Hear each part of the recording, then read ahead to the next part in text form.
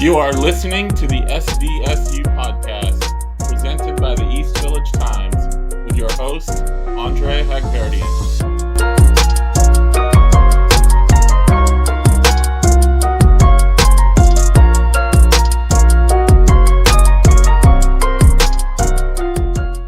Welcome, everybody, back to the SDSU podcast. I'm your host, Andre Hagverdian. This is episode 150, Big 150, joined again by my EV teammate, Bryant. Thanks, Brian, for joining us. How's it going, man? It's going good, going good. Having a good day, having a good week so far. Yeah, we're recording this on Tuesday night, so we're, I think, 3 nights away, 3 nights after the San Diego State Washington State game. Last episode, we previewed that game. We obviously know how it went. It was a rough night for the Aztecs. Lost 36 to 13. You know, in some ways, it was reminiscent of some of the performances last year where a decent start kind of had hit some adversity and it kind of snowballed and the offensive defense kind of snowballed negatively with it. And you can make the case that the scoreboard is not really indicative of the talent or skill difference between the teams, but just the execution and the game plan kind of might have been showing the difference. As you were watching it, what are your general thoughts of that? So when the game first started in the first couple drives, both offensively and defensively, I was liking the game plan because, usually the first couple drives of the game, coaches typically have a set game plan, a particular set of plays, a particular way that they want to play offensively and defensively. And I thought Sean Lewis and Rob Arick had a great game plan to start the first couple drives. Establish the run with Lucky Sutton seemed to be the plan for Sean Lewis to get the passing game going, get Jaden Denegal in a rhythm. And Jaden Denegal got in a rhythm for the first couple drives with Lucky Sutton just popping off, 5 yards a carry, just Yeah. 5 yards, getting chuck plays.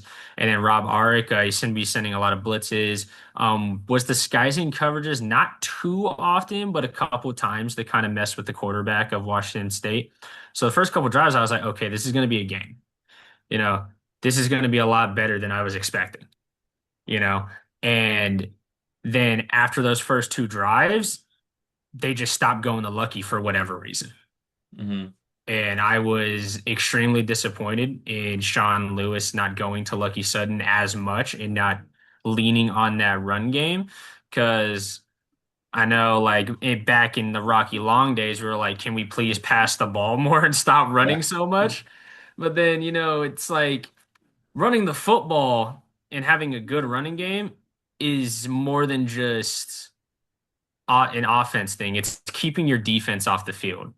And San Diego State just kept having three and outs, three and outs, three and outs, and you can't do Yeah. that to your defense. And then there were no adjustments after the second half. I was hoping after the second half there were going to be some adjustments from Lewis and Arick, and there were no adjustments. Rob Arick wasn't disguising coverage as well. They were still getting run on for chunk yards, 4 yards a pop, and the quarterback was in rhythm. We weren't getting pressures. It was a tough watch.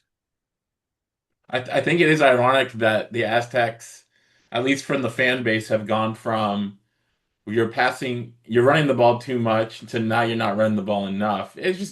It's cyclical. It happens that way, right? And I asked Sean Lewis at Monday's press conference, like, your Lucky Sutton had 15 carries, should you have used him more? And his answer was kind of like, well, we fell behind and we had to pass, and therefore, we couldn't run the ball. But like that doesn't really jibe because the game was still in hand in the first half. It was 7-7, it was 10-7 when they had those three and outs without using Lucky. So I didn't really uh agree with that answer because they didn't fall behind until the middle of the third quarter by more than two scores. So that doesn't really jibe. I mean, I think sometimes when you're running an RPO, a lot of you could call a play and one of the options is to hand it off, but based on what the defense does, what the quarterback sees, he could end up keeping it or he could end up running it Yeah. himself or passing it. So I don't necessarily think the play design was don't give it to Lucky, but I think it's just you could do a better job as a play caller to make sure, hey, I want Lucky's going to get the ball on this play, and this is how we're going to block it. And I think that there was a Sean Lewis talked about his third down plan didn't work after post game on the radio, and it's like, well, you had a lot of third and short chances, and you threw passes that are deep. Now, that deep pass might have been the best one-on-one option that you had, but it's still if you're calling a play that you know isn't going to work or isn't going to be successful, then you got to revise that third down plan. So yeah, I think the play calling, the game plan itself, once they got down, really faltered. Um, and you wonder how things would have changed if they stuck to the running game. Yeah, it's definitely different, because as a fan before like coaching and everything, you never really I thought I knew football, but you never really I didn't really understand like the RPO and everything. And you knew what it was, run, play, option. So you can either pass or you can Yeah, run the ball. But then you start to realize, okay, part of an RPO is when you have an RPO system, the quarterback in the offense is like, okay, there's one guy on the field we're not blocking because we're putting him in conflict and he can't be right. yeah, And it just seemed like the combinations that they were running for routes just wasn't putting those run conflict slash pass conflict guys like linebackers and like safeties that come down in the box in conflict enough. Like they were doing some screens that I did not think worked and were good right. enough in the RPO. Because if you're gonna do a screen, especially against man, you have to do more than rail the receivers and have them stacked on top of each other because the DB is just going to read his man if he does his coverage correctly and get there 99% of the time. And it's not going to work. I would have loved to see out of the RPO a lot more snag routes behind the linebackers, a lot more posts coming back to Jaden Denegal's vision. And it just, there wasn't a lot of that. And then when Denegal did actually see it and there were stuff coming back to his vision, he wasn't hitting the throws. Yeah, I mean, everyone remembers that fourth down play where he rolled to his right, had basically the ability to run for the first down easily and more, but he threw an incomplete pass. But the guy was wide open. Jackson Ford probably could have scored a touchdown if it hit him in the hands. Yeah, he had his But guy beat by 2 steps. he missed the throw, and then you look back and say, well, he should have ran for the first down. But if he actually makes the pass, you get a touchdown on the play, right? And so I think Sean Lewis mentioned that, not to get too greedy, but like if he makes that throw, that's a touchdown, potentially at least a 30-yard play, and it's a lot better than a 5-yard run. But those are things, we don't forget. We know that like Denegal is technically a junior, but like he's in his fourth year in college. So, but he's playing for the first time. So he's almost like a first or second year getting through some of these things where as a junior you want him to already be kind of seasoned, right? And he's not because he hasn't played in 4 years. So a lot of that stuff is going to be interesting to see how they play out because I still think Denegal is probably the best option on this team at quarterback. And he's going to have to figure it out sooner than later. Yeah, Denegal, he's definitely going to have to figure it out because 15 of 30 with a Yeah. QBR of 11.3 just is not good. And it's not like Washington State was playing hounding defense either on the No. receivers or getting a insane amount of pressure. Jaden Denegal had time in the pocket. He had time to step up on his RPO reads. He had time to make decisions and make the right decisions. He just it doesn't seem that he can layer the football and throw those layer throws or have touch on a deep ball. Yeah. And one of the things I was worried about when watching some film on him through his like practice film and some of the game stuff that he had at Michigan was his ability to throw over the middle. And it seemed like he had touch. It seemed like he had those go balls and those sideline balls pretty good in Yeah. his film. But see, the first couple games, it doesn't seem like his deep ball has a lot of touch. Yeah, I mean, he hit that one to Donovan Brown against Stony Brook, which was really nice. But then a few of the ones he threw against Washington State, one of them, Brown actually had his corner beat, but the ball went out of bounds. So, at that point, the receiver can't catch a ball out of bounds. So that's kind of stuff where he does have to improve on. He had a nice play to Seth Adams down the middle of the field that got some good yardage, but he was wide open. It almost looked like a breakdown. But you didn't get the sense watching this game that Washington State was just better than San Diego State. Washington State obviously played well and they played well enough to win and they played better. But if you play that game 10 times, it'll probably go 5-5, based on who executes better in that game because I don't think there's a big separation, but just the execution and the game plan and the play calling and the coaching, all that stuff you want to talk about factored in to why Washington State had a comfortable win. Yeah, and defensively was a struggle getting after the quarterback. The quarterback had a lot of time to throw. Yeah. Trey White wasn't his dominant self. He made a couple big defensive plays, which was nice to see. But you also want to see him get after the quarterback and kind of force that quarterback to make throws under pressure and have to roll out of the pocket and improvise. And when it came defensively, it's just one of two things. Either Arik was calling disguised coverages and they weren't doing it, or he wasn't disguising coverages and Washington State and their OC and their quarterback was just reading and picking it apart all night long. Yeah, Trey, as you said, Trey made several big plays in the running game in the backfield on that one fourth down in the first half. He had another one late in the game, right before the Washington State, I think, before the field goal offside stuff. Um, so he was still playing well, but nobody was getting pressure on the quarterback, and that was just it was disappointing to see there. Um, One thing I wanted to bring up is a lot has been made about the decision at the end of the first half to not run out the clock or try to run out the clock, but to go for it. So San Diego State got the ball at their own 8 with a minute 16 left. They had one timeout, I believe, and Washington State had two timeouts. So if they couldn't kneel the ball because Washington State could have used their timeouts and gotten the ball back with maybe 20 seconds left. Um, I honestly didn't have a problem with being aggressive there. That first play, Denigol's best throw of the night might have actually been on that first down play over the middle of Bostic. It just got dropped. Yeah. You make that catch, you get the ball at the 20, 25, you got something going. You go down and score or get a field goal. I think those same people that are criticizing Lewis for being aggressive would have praised him for being aggressive. Because as we talked about, like the previous regime, we're old enough to remember that like the complaint from fans was always that the Hoke and Long days they were too conservative, especially at those end of half scenarios. And this time we have a guy trying to be aggressive.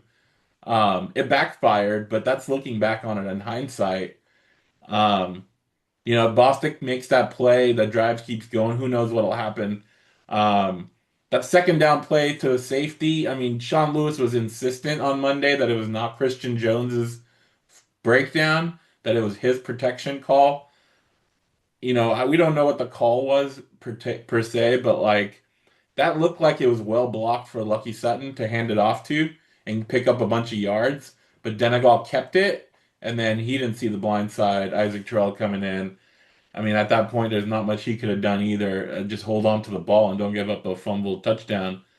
But I don't know. I think it was just looking back on it, it didn't work out, so it's easier to criticize it. But I didn't have a problem with him being aggressive there. What about you? What did you think? I don't have a problem being aggressive at the end of the first half, especially. I get why some people want to run off clock, but I think it's very situational, in Yeah, my opinion, when it comes to when you need to be aggressive, when you don't need to be aggressive. So when it comes to the end of the first half, we were down, what were we down 10 to by? 7. 10-7. We were down by three, and the big thing is 10-7. They get ball first in the second Yeah. half. Some people probably didn't realize that, or maybe they didn't. They just forgot about it. But when the other team gets ball at the end of the first half, you want to put up points. Whether that's a field goal or a touchdown, you want to get points on the board so that way, they get the ball going into the second half, it's a tie game or the Aztecs are ahead going into the second half. So I didn't have a problem with being aggressive. It's very situational based, whether you be aggressive or you be conservative. I didn't have a problem with it. I do think execution seems to be a problem. I'm not going to criticize Sean. I'm usually the person that criticizes as much as anybody.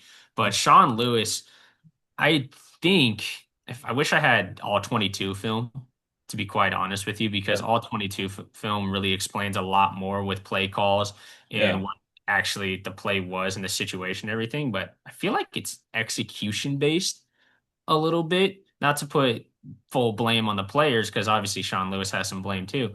But I yeah, think it's very execution based. Bostic drops the pass. Sean Lewis said it was a protection call, but when you look at the protection, Jones didn't have anybody on his inside. He had a wide nine on the edge, so there's no need to look inside there. You pass pro and you kick out and make sure the wide nine can't get to your quarterback. There was no blitz pickup either. There was no immediate pressure. So I understand Sean Lewis taking one for his guys because that's what a yeah, good coach does. He doesn't blame his players. He takes full responsibility and then he goes in the locker room and he lets them know, hey, you messed this up. It was supposed to be like this, but you did it wrong. That's what a good coach does. yeah. So I'm not going to criticize him for taking full responsibility on that. Yeah, no, I agree. I think, yeah, not knowing what the call is, it's easy to second guess it, especially when you're running an offense where there's options and the quarterback, the guy with the ball, ultimately has to make a decision. But yeah, I mean, we'll see how the offense progresses next week. A couple different things from the game I wanted to talk about. Um, First, a positive thing is Jordan Napier's smart play to try to go after the ball after it hit the helmet of a Washington State player. I've still seen some people mentioning that it was a bonehead play to try to go get it and he got lucky, but smart of him and his coaching staff to know that once it hit the helmet of the Washington State player, there is no downside to go pick up that ball and Yeah. try to run it back. I was losing my mind listening to those announcers Yeah, when yeah, they were by the way, trying those to announcers were when they were I don't know if they describing had that ever watched the play. San Diego State play game because they couldn't even pronounce some of the players' names right. Didn't know much, but yeah, like that was a I was smart losing it. play by Napier, and I'm Extremely smart shocked. play. I'm shocked that a sophomore in college knew that rule well enough to go. And that's you got to give Zach Barton, the special teams coach, kudos for instilling that, or I assume preaching that. But like that was a smart play because the worst you can do is get the ball back to where it hit the helmet. But you can get better than that. You can run it back for the touchdown. You can run it back farther, and so that was a smart play. And then two penalties that were kind of negative was Brady Anderson's penalty on the fair catch interference on special teams. And Sean Lewis referenced that when I asked him what went wrong, and he mentioned that as they were up 7-0, and that penalty kind of gave A little momentum towards Washington not just State. they got the ball, I think, in San Diego State territory after that Yeah, they 15 got it around penalty. midfield. They got it Yeah, around midfield, which, a 15-yard penalty is absolutely massive, especially on yeah, punt return, and coaches lose their minds over that. Coaches lose yeah, their absolute minds over penalties, especially special teams penalties that put the other team in good quality field position. And I mean, that's just a plain mistake. Up 7-0, and would have had them, wasn't the yeah, best punt. They would have been around like the 30, 33. But then they get the ball at around midfield and, two plays, three plays, and they're yeah, already in good Aztec territory. So it's definitely a noteworthy mistake made by Brady Anderson and something that yeah. I believe Sean Lewis and co will address this upcoming bye week. Yeah. And then the much talked about offsides penalty by Chris Johnson on the field goal block. I mean, unfortunately, the CW did not have a straight on camera angle from the referee's point of view to see whether he actually his helmet was in the neutral zone. All they had was an angled shot that was really hard to say. But that makes the game 29-19 with a potential 2-point conversion to make it a one-score game with 4 minutes left or something like that. Doesn't mean that the win probability is high, but it's a lot better at that point for the Aztecs. The score line at the end actually would look a lot better. And it Uh, shifts momentum. yeah, but that was like not having a clear view of that to see whether he actually lined up, I think is the most frustrating part. And maybe the coaching staff does. I don't know. I don't know if the referee threw his flag at the snap because he knew Chris was already offside, or if he like waited until the punt was blocked and then threw the flag. I don't know. But that could have been a turning point at least to give them a chance at the end of that game to maybe get a stop and get the ball back and try to go tie it. Um, but that was frustrating. I know Chris. The next play he also got offside, and then that they gave up. They took the field goal off the board and went for the and got a touchdown. But um, big plays here and there can definitely influence the final score and the outcome. And that was another one at the end of the game that could have made a difference. Yeah, absolutely could have made a difference, and looking at it a couple times from the clip, like you said, it's really hard to tell if he Yeah, is offsides or not. You know, bad opinion or not, I don't think he was offsides, honestly. I think yeah, I think he just made a good play on the ball. And going for two there, San Diego State gets a 2-point conversion. All of a sudden, it's a one score game. If, like I think it was like 20 left, or would have been like 4:15 left, something like yeah, that on the clock. And Aztecs get a three and out, and Washington State punts the ball back to them. Who knows what happens, because now momentum's all on the yeah. side of the Aztecs and all in favor of them. And who knows what would have happened. Going into this game, wasn't expecting a San Diego State win. Um, Tough environment to play in. I know Washington State's got a lot of new players and a new staff, which can be tough sometimes to prep for. Yeah. When you have 72 new players added to a Washington State roster and a whole new staff with a whole new offensive system. So it can be very tough to prep for. But I think this bye week comes at a much needed time. And then we have San Diego State has a tough test against Cal at home. What another thing I wanted to mention, no turnovers by either forced or not created, but either turned the ball over or forced in two games. So that's something obviously the offense has done a good job protecting the ball and the defense has not taken the ball away. So those are things you would look for the defense to get better in. But is there anything looking at next week or the Cal game that you would like to see the team do differently or to change or to focus on?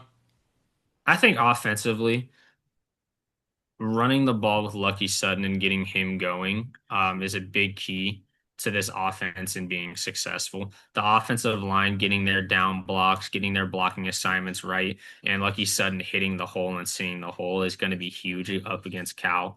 Yeah, Um, the obvious to point out is Jaden Danagal needs to get into a rhythm, and he needs to have a good game for San Diego State to be competitive against Cal, but that's the obvious. Everybody knows that.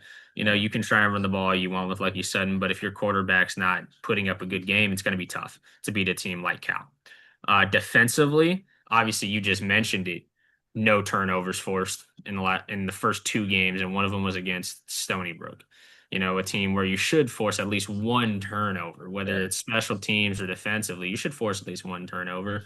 And I think going into this bye week, I think that's going to be a big emphasis for Rob Arick and the defense to force turnovers against a Cal team, because in order to have a chance against Cal, you're going to need to force turnovers and put your offense in positions to succeed.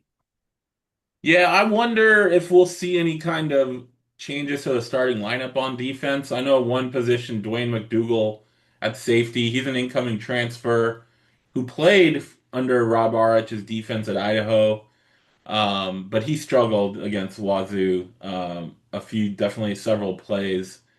And I could see maybe Deshaun McEwen or even a Josiah Cox moving back into that safety role and playing there because I think that might be a position to upgrade. And word came out today, kind of out of nowhere, that Tatua Martinson, transfer from UNLV, a defensive tackle, 300-pound guy, is on San Diego State's roster now after NCAA ruling gave him an eligibility. He was a junior college guy before he went to UNLV for 3 years. So if he's on the roster and they want, they need big guys up front to help push the pocket and get some push up front. If he can help, he's got a bye week to kind of cement himself into the rotation, right? And so Absolutely. I can see some of those defensive tackles rotating a little bit more, just because I think you're going to need to get that push, or else that defense is not going to have a chance against Cal's freshman phenom quarterback. Yeah, and another point of emphasis that I probably should have mentioned earlier, but I think needs to be hit hard during this bye week for the defense is tackling. Yeah, The tackling in last Saturday's game against Washington State was some of the worst tackling I've seen from a San Diego State group. Because no. normally San Diego State's a good tackling football team. You know, they get 11 hats to the ball, they're all effort. And it was just whiff tackle after whiff tackle, arm tackles, putting your head down, not seeing where the runner's going. So you're just diving at legs and hoping that you get an ankle bite, and tackling, I think, needs to be a huge point of emphasis, along with trying to create turnovers and being opportunistic against Cal. Nothing will be worse than the Boise State game 2 years ago against Ashton Genty, where I think they ended up with about 18 missed tackles in that game, most of them on Genty. PFF only credited them with 9 missed tackles against Wazoo, but um, I swear that, there was more that's than still a lot. But I did feel like, as I grew, I feel like there was more than 9. But yeah, it's an emphasis. But somebody asked Sean Lewis about it today. How do you work on tackling, especially when your pad time is limited, right? The amount of time you can wear pads, and then like you don't want to injure your teammate, right? So like, how are you really going full tackle on somebody? So how do you practice that? It's just like you can work on you can say about you're going to work on fundamentals, but actually doing it in a game setting, I think it's a hard thing to simulate in practice. very hard thing to simulate at practice, and colleges do have a little bit more resources at their disposal for tackling, like bags, tackling circles, those little things that they roll and everything on the ground. But I think another like big part of what makes a good defense, a good tackling defense, is having pride in being a good tackling defense. Yeah, Having flying around, you can fly around all over the field, but if you're flying around and whiffing tackles, doesn't really mean much. So you can fly around, but you have to take pride in tackling and take pride in yeah. wanting to bring somebody down to the ground. And taking pride in hounding the football and getting all 11 hats to the football. That's that's probably something that Rob Work's going to be driving home, a statement he's going to be driving home in their defensive meetings all week in practice during this bye week and all week next week, prepping for Cal, is Yeah. taking pride in being a good tackling defense and taking pride in forcing turnovers and giving your offense an opportunity to succeed and be in good field position. Yeah, as we talked about, San Diego State has a bye this week, so no game, and then Cal comes to town on September 20th. That is a celebration of the 2015 Mountain West Championship team. Rocky Long will be in the house. I was, confirmed that through San Diego State media. Obviously, Donnell Pumphrey, Christian Chapman, Rashad Penny, all those guys were big parts of that team.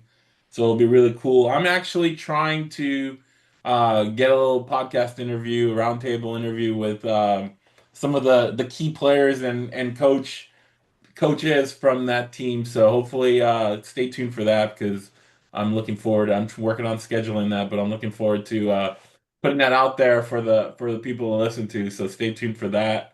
Any last parting words, Bryant, before we hit this off? Last parting words, be patient with this football team, fans. Fans that are watching this podcast, I have a tendency at times to not be patient with when it comes to these types of things, but being patient with Coach Lewis and being patient with this staff and these players is something that needs to happen on social media and needs to happen in attendance. I know a lot of fans are frustrated with Sean Lewis and with management and Wicker and stuff like that for tickets and stuff. But being patient with this team and just giving them a chance and showing support goes a long way with players and the coaching staff. Yeah, it's hard to really make change in the middle of a season, right? It's always something to kind of look back and evaluate at the end of a season.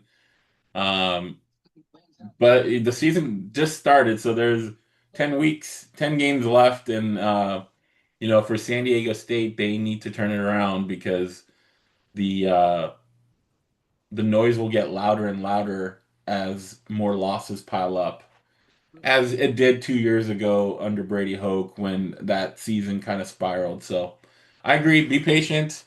It's only week, it's only been 2 games, but obviously the team and the coaching staff needs to show improvement across the board, and we'll see how it goes.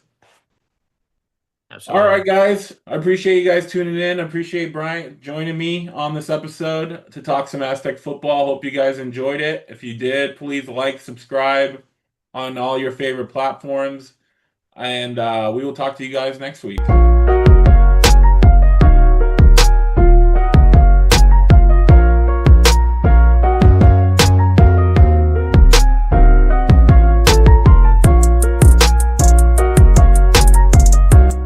You are listening to the SDSU podcast, presented by the East Village Times, with your host, Andre Hagperdian.